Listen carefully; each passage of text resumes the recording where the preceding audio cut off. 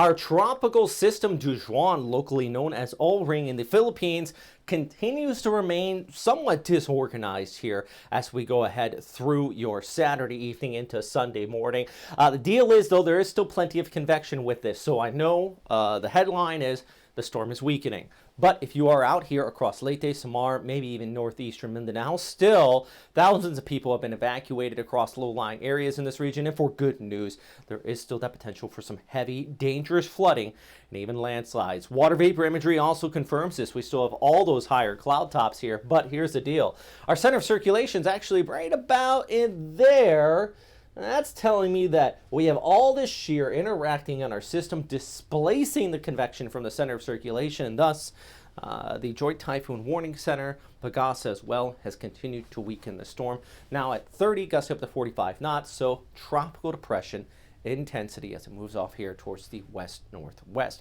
There's the latest track from the Joint Typhoon Warning Center. They actually expect a little reburst of intensification over the course of the next 6 to 12 hours here. So pretty much overnight heading into your Sunday morning, becoming a tropical storm again, but by the time it moves off here towards the northwest, passing over Visayas. Yeah, I know if you're in Tacloban, it looks scary. I really wanted to worry too much about it as far as the winds are concerned. Definitely not a storm surge threat. I know a lot of people still have distant memories of 2013 and Typhoon Yolanda, but this will be nothing like that. It's just a big rainmaker as it pushes overhead. This is from Pagasa as well. You notice they have a tropical depression and then kind of a remnant low by the time that gets off there closer towards Mindoro, south of Manila. So definitely will be weakening out here. But regardless, I'll step out of the way so you can take a look at this.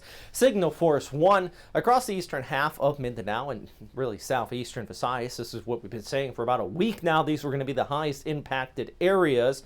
It's nice when the forecast does come to fruition, especially when you expect a storm to weaken. It kind of goes against the grains of the traditional forecasters, or everybody else here, I should say. But the deal is, though, the rainfall threat is still there, and that's why I'm happy Pagasa still has these signal force warnings in place despite the fact the storm is somewhat weaker. Really, there is still that rainfall threat, and it's kind of a borderline. It's a little dance as far as forecasters and your media, your local media as well, to try to warn people, but, you know, give an accurate forecast. And a lot of times they have constraints on time. I get a little more time here to talk about it here. This is, by the way, I've been showing this graphic for about 30 seconds now. 5-day rainfall really piling up there in those areas where the system's coming on shore. But if you look back towards the north and west, it does start to teeter off. Still plenty of scattered showers. I mean, you even have that back towards the north here across central Luzon. I'll get to that in a second. But let's talk about why the storm system is weakening now that you kind of have an idea where the highest impacts are going to be, where those signal force warnings are, and our current intensity of it. And this is what we're talking about. One reason why I always use the phrase shear line, even before Pagasa started using it, just recently, in fact, I've been always calling this a shear line. That is the interaction between our cool northerly winds and tropical air in the south. And you can see it here very clearly when you pull back the picture. Look at this right here. It's almost like you kind of have the hand of God coming down, grabbing our storm system and pulling it towards the northeast. That's what we call wind shear. This is a classic textbook example of that, with the outflow off here towards the north. One reason why we're seeing kind of a last burst of convection, just a little bit of extra exhaust, but the deal is this is going to continue to weaken our storm system as it moves off into that direction. Just a classic example of shear. You can see on microwave imagery, this is the moisture content, that dry air, and just that flow interacting with this and pulling it off. The deal is, though, that cold surge has been dropping temperatures down, just as northerly flow out of eastern China. I mean, look at some of these reports. Baguio, 9.5 degrees was reported there this morning. I mean, whew! I know that's a higher elevation. That is in northern Luzon, but for the Philippines, that's a chilly temperature. And you can see some of these other areas. I mean, Apari, that's right along the coast. They're usually modified. And you know, you got about 18 degrees there as well. So all that cool air, though, as I mentioned, is weakening the storm. This is Dvorak analysis. Basically, since we don't have typhoon hunters here in the Western Pacific, that would be nice, right?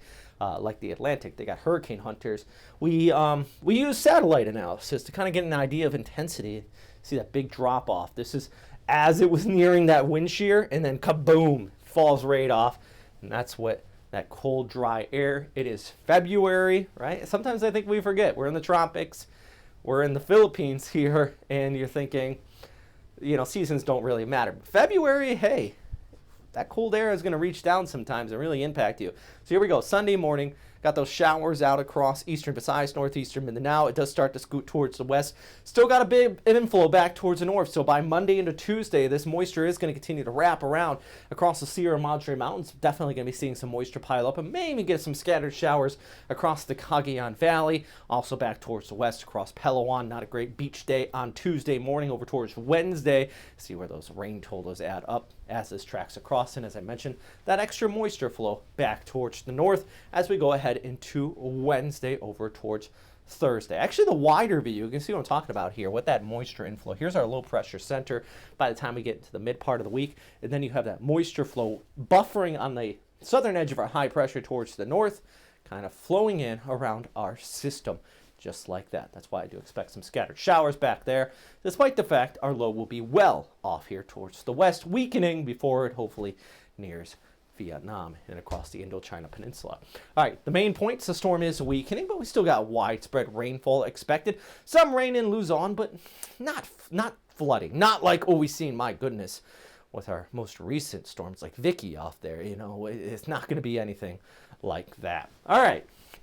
Thank you very much for watching all the way to the end of the video. I say this every now and then, so I want you to, if you watched all the way in, I mean, my goodness, I really appreciate it. Take the time, hit the comments, let me know you watched all the way to the end. I always think when I ramble on these longer videos that people click away. You know, I try to jam as much useful information as possible. But if you're still here, let me know. Hit that like button as well and subscribe. You know, share this channel out. I've really been putting a lot of effort into it. At the end of this video, I'm going to have a little reel here. It says who I am if you're new to the channel. Watch that because I have been doing this for over 10 years now.